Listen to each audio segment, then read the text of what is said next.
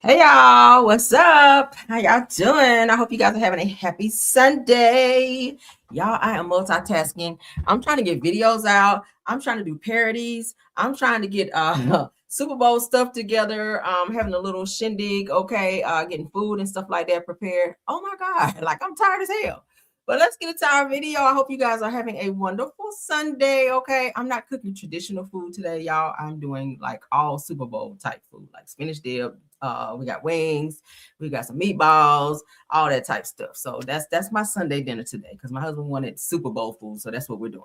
Okay, but y'all can drop in the chat what you guys are eating today and let me know. All right, while we get into the show, let me get my banner up, which I should have done prior to because I'm trying to do too damn much at one time.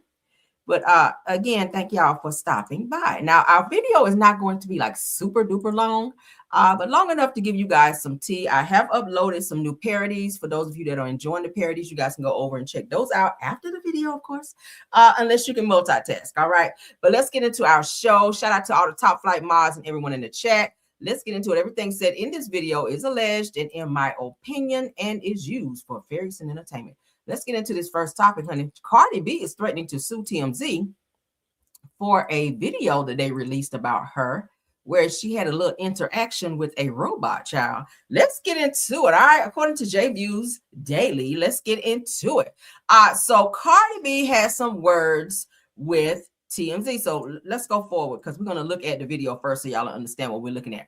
All right. So a viral video from TMZ shows Cardi B taking a tumble after the robot fell forward while she was dancing on it. So she was kind of like doing like a little twerk dance or whatever. She says that she had one too many drinks, but she got here acting a fool and she wound up falling. So someone got the video. Of course, TMZ, they released it. So Cardi is threatening to sue them if they don't take it down, which now it's hit every single social media platform. Like everybody has it up. So let's get into it.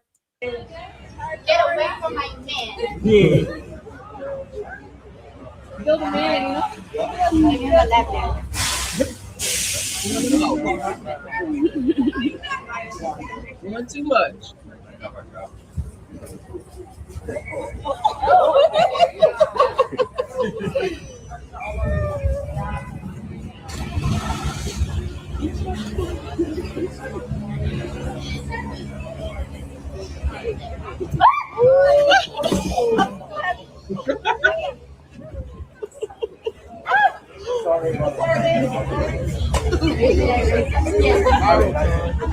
my God.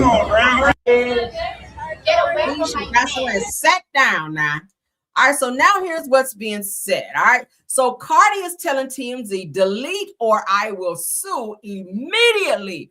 All right, so TMZ says back to Cardi, says that Cardi B tips robot onto herself while giving a lap dance video. So they're not trying to take anything down. Obviously, they didn't take it down because it's everywhere. Okay, they were the first to get it.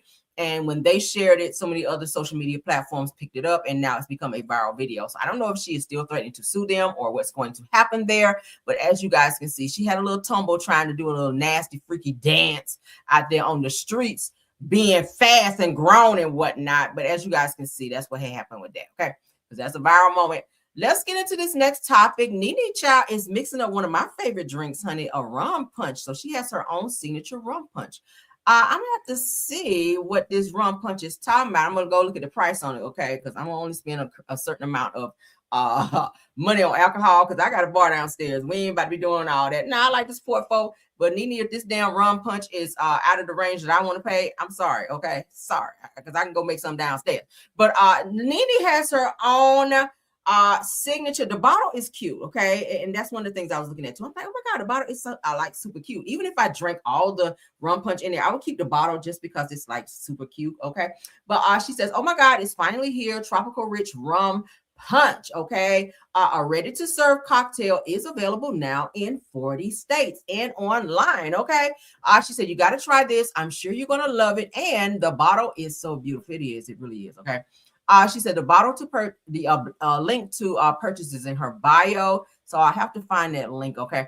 But shout out to Nene for getting her own rum punch out. Let's get into. Oh my God, you guys! Tropical Rich Rum Punch. We are right now in Canada, at Cherry River Distillery.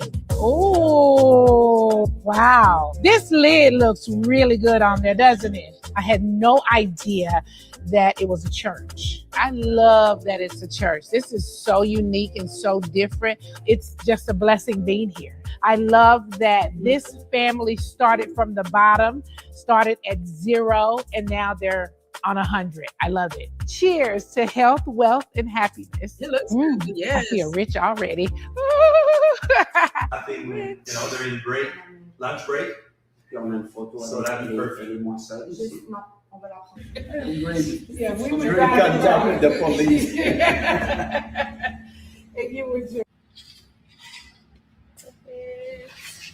Oh my God.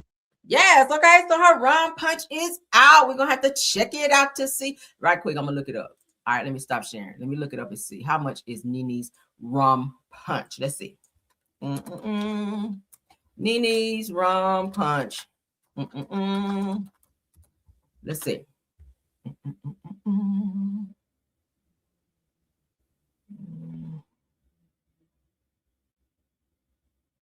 Let's see what I can find. No, that ain't what I want. I ain't gonna stay on this too long, guys. Give me a second. Trying to see how much it is.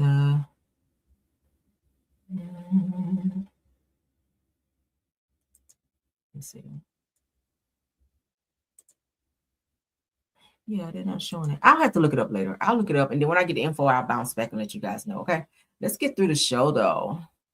All right, so our popular TikToker is charged with cyber stalking, you guys. Ooh, we're getting a lot of that, right? We have a lot of people that's doing that. So let's go ahead and read up on it because the courts are starting to take cyber stalking very serious, where this person's gotten arrested. So shout out to the North Carolina beat. Greenville TikToker charged with cyber stalking. Okay, now a whole creature, not a creature, out of Greenville, North Carolina, has been charged with cyber stalking a woman. Now, it says that according to Chowan County court records, it says that Taranio Luan Arthur, who is 41 years old, who allegedly goes by Amali, was arrested on Saturday, February 7th, near a year after the alleged cyber stalking took place. Now, the alleged cyber stalking incident reportedly occurred on March 1st of 2024, but warrants weren't taken out until January the 15th. And Arthur somehow managed to stay free until Saturday, child, because y'all know them warrants do not expire. So when somebody take out a warrant, baby, that warrant gonna sit right there till they pick your ass up, right? So unlawfully and willfully did electronically communicate repeatedly for the purpose of abusing, annoying, and harassing and embarrassing her. Oh, I know somebody to do that, y'all. Oh, it says that Arthur was giving a $1,000 secured bond, and the court slapped him with a strict no contact order, meaning he is legally barred from contacting Howell in any form. Now, Arthur's next court date is set for February the 17th of 2026. That's coming up right this month. So, yeah, they're taking this cyber stalking stuff serious. So if you are a cyber stalker or you trying to be a cyber stalker, you better abort mission because, baby, y'all see that? There's a mugshot there. This person here had a whole warrant taken out for cyber stalking and messing with this person for a very, very long time, it looks like, okay? This happened all the way back in 2024, and this is 2026, and they ass just not going to jail. You see how the Lord be working? So that goes for anybody out there that would love to be a cyber stalker who's been a cyber stalker. Okay, who knows? You might have some charges headed your way. All right, moving right along. I love when a plan comes together. All right, let's get into Miss Faith Evans, honey, telling the people what she liked. Okay. Let's get into Faith Evans with her wild tale. I cannot believe she's still messing around with Stevie J after she divorced him and had to pay him all that damn alimony. She's still fooling with Stevie. But let's get into this, child. So Faith Evans talks about her deal breaker with a man. She says a man with a little penguin is a fucking turn off. Child, let's get into her. Shout out to Black Vegan TV. A little dick is a fucking turn off for me. You could have been a grower. I don't believe in that. I don't believe in that. Grower. You gotta fucking have something to grow. Hello. Look, That's my kind of girl. I want to see something. Like, I need to see something for it to get to the bigger part. You could be missing out on a blessing because you don't understand the. No, I'm not. Not that type of blessing. That's funny. You know, it's not about a look. I'm definitely going to look down at the thing. Somebody was trying to set me up on a date, and I didn't know it. I was just like hanging out with my homegirl. And I'm like, girl, I looked down. I was like, girl, no, never would I. Oh my I don't see anything. I didn't see nothing. So I guess my question is, when you got with Biggie, what did you see? Because I'm pretty sure you couldn't really see unless you lifted his stomach up. So, like, was he like Mandingo out here? I don't know. Was he Mandingo? Because y'all know Biggie was kind of big. Could you even find his thing down there, right? We love you, Biggie. Rest in peace to you. But Faith, what the hell were you thinking when you got with Biggie? Because I'm willing to bet you he probably didn't have a big one. But now that I do know, and it's been verified, that Stevie J, which is probably why she married his ass, even though he was toxic and she knew it. I think she got mesmerized and hypnotized by the peen that he was carrying up under there. Okay, because Stevie, I told y'all Stevie got a whole SCX tape with rapper Eve when they dated, right? But yeah, so maybe that's what it was, because Stevie is hung like a horse. So she definitely, if she could take all that, girl, you are a soldier. That's all I'm saying. But let's continue, child. Ain't that a little dick is a fucking turn off for me. You could have been a grower. I don't believe in that. I don't believe in that grower. You gotta fucking have something to grow. Hello. Look, That's my kind of girl. I want to see something. Like, I need to see something for it to get to the bigger part. You could be missing out on a blessing because you don't understand the. No, I'm not. Not that type of blessing. You know, it's not about. Child, Faith, get out of here, girl. Okay, get out of here, because we all know Biggie was not no damn Mandingo. Okay, I don't know what it was that she fell in love with him. He was cockeyed, he was big. I don't think he had a big one down there. I don't know what it is. Maybe she just liked the way he rapped to her, and I don't know. Maybe he had a nice, spit game where he could talk real slick to her, and she liked that type of stuff. I don't know. I don't know, child. You just never know why a person get with another person. But let's move along. Joseline Hernandez, Chanelica Bettencourt is what her mama named her. Shout out to the Neighborhood Talk, because she's going off on Mona Scott King, who you guys know is, Mona Scott Young. I renamed her Mona Scott Young. Why I say King, y'all? Where I get it from? She's getting on to Mona Scott for how she treated her during Love and Hip Hop. Y'all know Mona Scott Young is the executive producer for all of the Love and Hip Hop franchises, right? She's behind those franchises. But let's get into what Joseline had to say, okay, with her crazy ass. So Joseline weighs in on working with Mona Scott Young and claims that she took advantage of her storyline on Love and Hip Hop. She says that I'm not scared of Mona, and I don't give a uck about the biatch. Not calling her a biatch. See, you might need to work with Mona again, because Mona be out here getting the girls some work. So if you're going to be out here talking crazy about Mona, you may not be able to work with Mona again, okay? Because Mona can't get you shut down and blackballed out here, because she got connections. All right. So it says that Joseline, I don't know what I feel, says it, but I do know that a lot of harm was done to me in those Love and Hip Hop days. She says that I also know that they used me and abused me, not use and abuse. And then they thought that they could throw me away like I was nothing. Said the joke is on you. I'm thriving and I'm telling my story. Why? Because I can, and because people need to know the evil ways of this industry. To anyone I've mentioned on Why Are You Here TV, new series, it says that you know where you can find me. Oh, not know where you can find me. Lauderdale Ho. Y'all know her mouth is reckless. But most of the time that Joseline, during the time that she and Stevie were on Love and Hip Hop, she was high all the time. She was on drugs. I mean, she even said it. We even got to say allegedly. Stevie was on it too. Both of them were cocaine monsters out here. So, which probably explained her erratic behavior on the show, but she always likes to blame other people for her inconsistencies. But you were a whole cocaine bear out there, sis. But let's get into this. Shout out to Neighborhood Talk. Is a special woman, to say the least, and not in a good way. I feel like she take advantage, especially back in 2012. She really took advantage of my story with Stevie. And it was so many times that I called Mona to be like, Mona, please tell Stevie to stop with me. Tell him to stop harassing me. He's coming over to my house at 3, 4 in the morning. He's bringing things. He's knocking on my door. He's terrorizing me. And y'all know this, but y'all still hired this man for work. And that's just the type of woman she was. And I think that's the type of woman that she's always going to be. There's no in between with her. She doesn't know how to be best or be good to anyone. And she's with but I'm with too. And I'm not scared of Mona, and I don't get the bitch.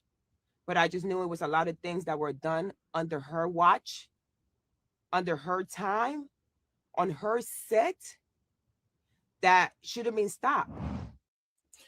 I think Mona's out here trying to fight you, Joseline, but at the end of the day, you can't give her an ultimatum to say, get Stevie off the show. I mean, I get it. He was bothering you, but you were bothering Stevie. Nobody told you to get into that situation because he was with Mimi, right? You jumped in a situation between Stevie and Mimi. They were in a relationship and you thought that you were doing something because you was taking Stevie from Mimi. And then you saw that the nigga was not shit. And then you got mad because you realized that and then he wouldn't leave you alone. So you were stuck with him. Then you wound up having a baby by him, which puts him in your life forever, right? So at the end of the day, Mona was not going to get rid of Stevie J, who was her moneymaker back then, because y'all remember back then, Stevie was good TV.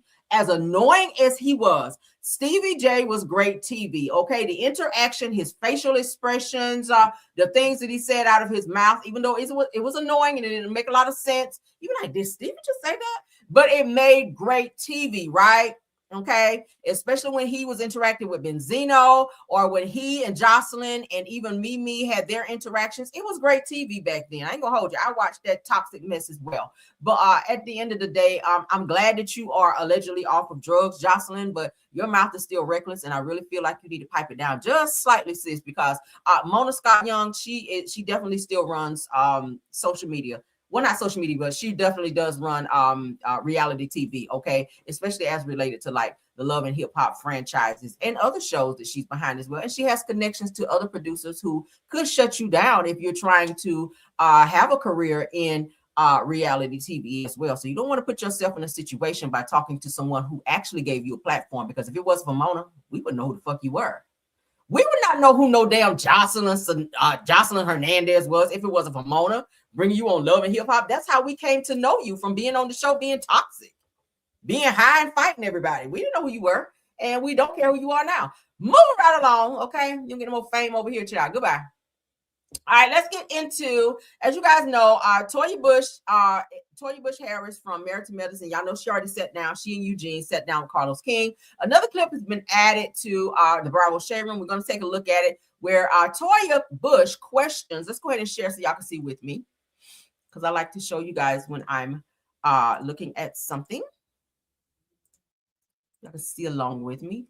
Y'all pardon the background noise. My husband is downstairs on the game, and I got to hurry because we have people getting ready to come. Let's get into it. All right, so Toya Bush Harris questions whether Quad and King were still together during the season. It says that Toya says that she did ask King, but it wasn't her story to tell. Now, Toya also believes that the ex-couple, I don't even believe they were a couple, split during the season, not just a few months ago, according to Dr. Heavenly. Now, someone else was calling out Heavenly, saying that Heavenly was running around here caping for Quad and King's relationship, talking about he was so fine and all this and that. And now that they're not together, she's bad-mouthing and trash-talking King. King has already given Heavenly a warning to let her know that if she doesn't keep his name out of her mouth, that he's getting ready to start spilling some secrets about her, that maybe Quad pillow talk, or maybe that she shared around him, because, you know, Quad and Heavenly are friends, and I'm pretty sure that King's been around during some conversations, or maybe some things that Heavenly shared with Quad in the presence of King that he kept in his mental Rolodex. But now he's letting her know, if you don't keep my name out of your mouth, I will be exploiting your ass. Okay, so we haven't heard anything else from Heavenly, so maybe it worked. Okay. If only he could have used this throughout the season to shut her up. But let's continue on and get into what was said in this interview. Let's go. Were you surprised when you learned that Quad and King broke up? I was more surprised that, and I pray that Quad gives me the same grace that she's going to give Heavenly. Because, you know, Heavenly came on your show and she said, that's my friend. And so Quad's my friend now, too. You know, and Quad said, you know, or Heavenly said, should I say Heavenly? So let's make it clear. Heavenly said that they've been broken up for months, right? She did. you know, and I'm just curious how many months. You know, but really and truly, I think the relationship was over during the season. Cold towards her? Or just distant. I'm not even going to say cold. He's distant and he's not as loving as he was.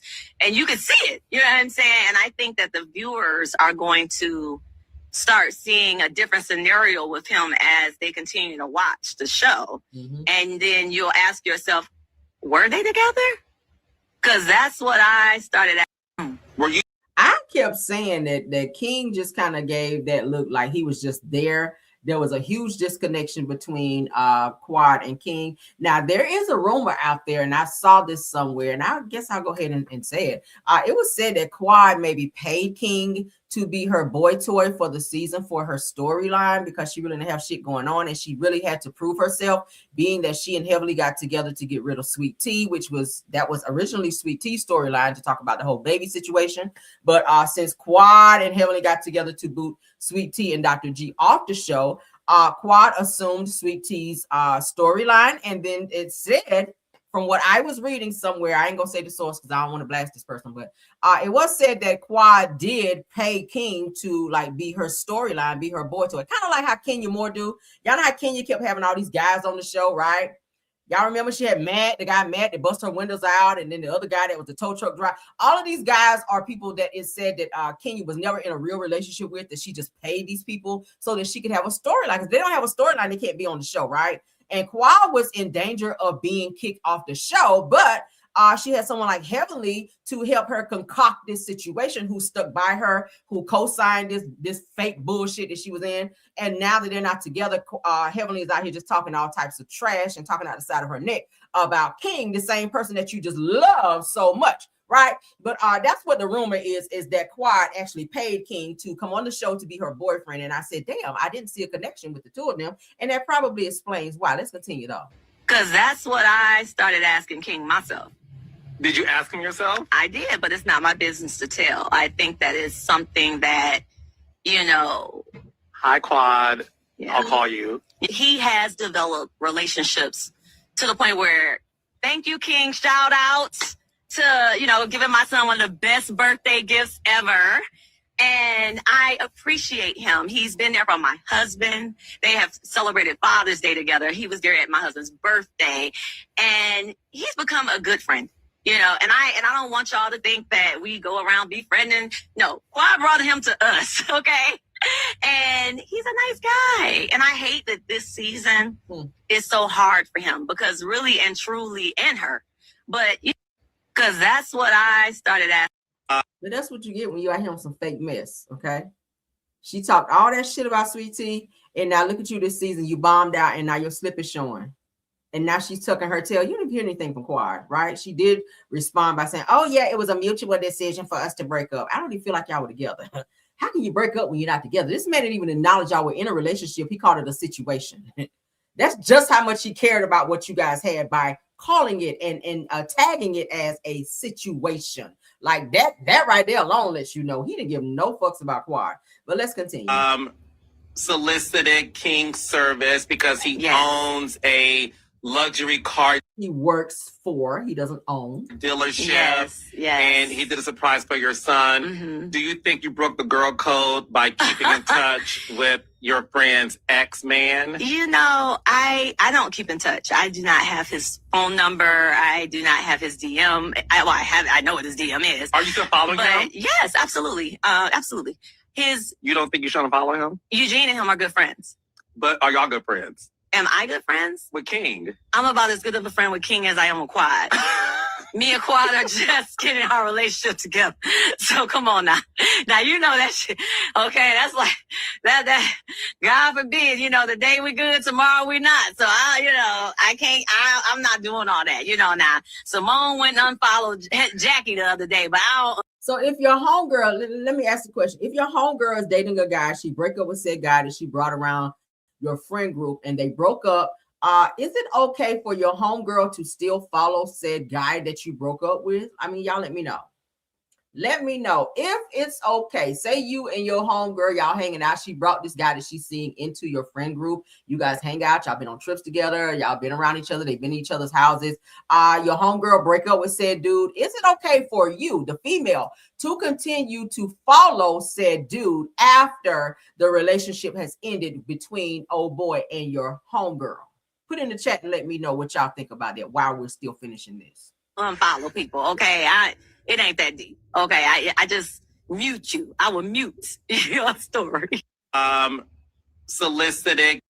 Well, there you go. Okay, so Toya says she still, she follows King and she doesn't really, I guess, like talk to him, but I guess it's by way of Eugene being good friends with King or whatever. But it was said that King still does keep in close contact with a lot of Quad's friends and, of course, castmates, the guys from the show, because they were around him. But y'all let me know what y'all think about it. And also sound off on the question that we just asked, okay? Let me get back to my screen because we got to get into this Porsha news. All right. Yes, honey, here we go.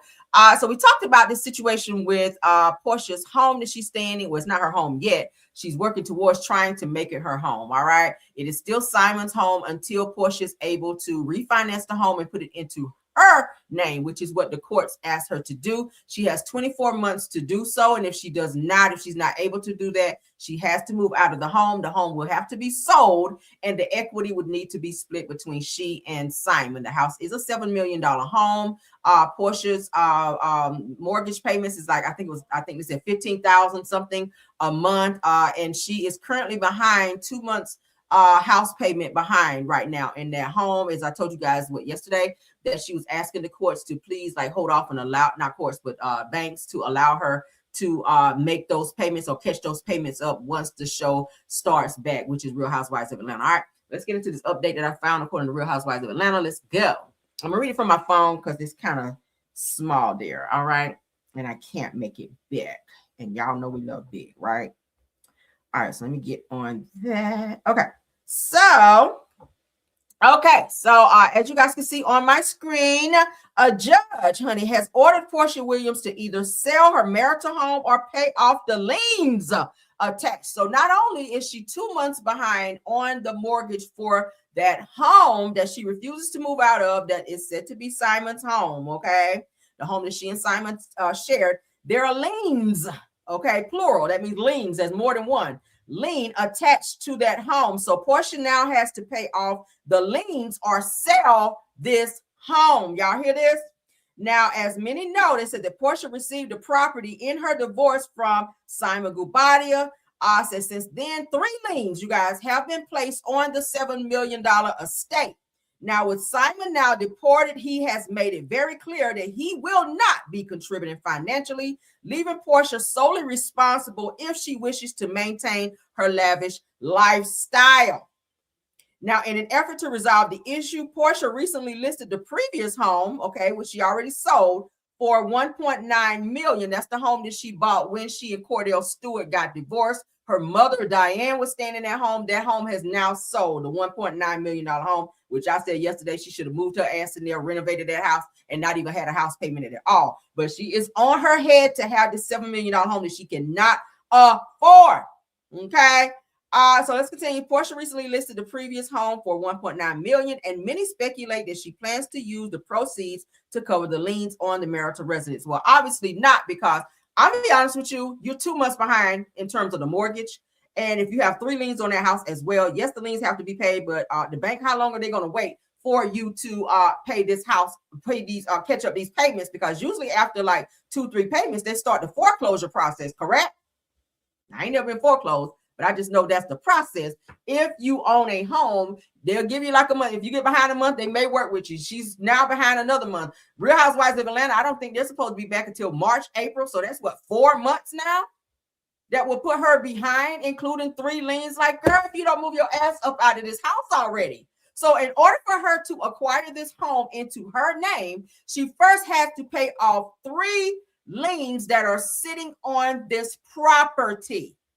In addition to 2 house payments that we know of. It could be 3 now, because when we first initially talked about it, it was 2. It could be 3 now, okay? I don't know what arrangement she has with the bank. But this is starting to become a money pit for Porsha. And if she doesn't move her ass up out of this house, she is going to be homeless. Y'all hear me? She already sold her other home. So where you going to move? You don't have anywhere to go now. And Simon has already made it clear he's not doing shit. He's not giving you the 40K. She keeps filing motions trying to make him enforce his hand. Simon says he's not doing shit. So as you guys can see here, the judge has ordered Porsha to either sell this marital home, this $7 million home, or pay off the liens attached to it and then proceed with trying to own the property. And that's pretty much what they're saying here. So the house is a $7 million estate. As I told you guys, she's already sold her other house, which I said, girl, I would have kept that damn house that was already paid for. You. That was a dumb idea. But I get why she did it, because they were saying that she could not finance the $7 million home with having the other home in her name. I don't know. But at the end of the day, I would have just said, you know what, Simon, here, take this house and I'll move over here to my house and I'll stay here until I figure out my next move. Any money that I get from the show, I'll just go ahead and put it towards renovating and adding or upgrading this home into the home that I want it to be, right? It was in a very upscale neighborhood. She actually lives in the same neighborhood as Nene. She actually lives in the same neighborhood as Nene Leakes. It's a beautiful home. I don't know why she didn't keep that house. It had a finished basement. It was a really nice home. Now, it did need some upgrades in it, because the last time that they did show, the cameras did go into the home. It kind of did show some dated, like stuff like the cabinets in the kitchen that could have been upgraded. The island, she probably could have updated that to make it look more, give it a little more pizzazz. But as far as the flooring is nice. And even if she wanted to upgrade that, great. But I would have kept the house. I would have kept the house. And the house was a huge house for her and her daughter. For $1.9 million, I would have moved my ass back there and not have to deal with that. Okay. But what do y'all think about that? Now, Porsha is facing 3 liens on this home, this $7 million home that she still has yet to be able to finance in her name, as well as multiple mortgage payments behind. She is getting swallowed up financially, and I don't think she understands that this is the dumbest shit she's probably ever done. Porsha's not really that bright, and I knew that when she said it was 265 days in a year, and when she asked, is there a train under the ground for the Underground Railroad? That's how I knew that Porsha's ass was dumb as a fucking rock. But what do y'all think? Let me know. Sound off on the topics that we discussed until the next video, okay?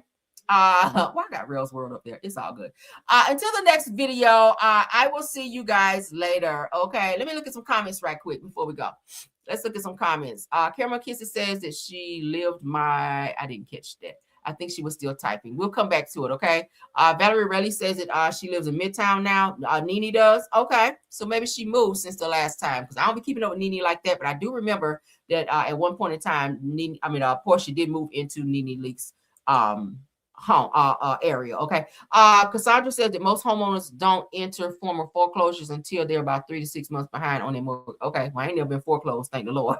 So I knew it had to be a few months or so behind if they did not catch them damn payments up. But Valerie Relly says that Porsha was crazy to put the money on the $7 million. Said that she sold from her previous house. Yeah.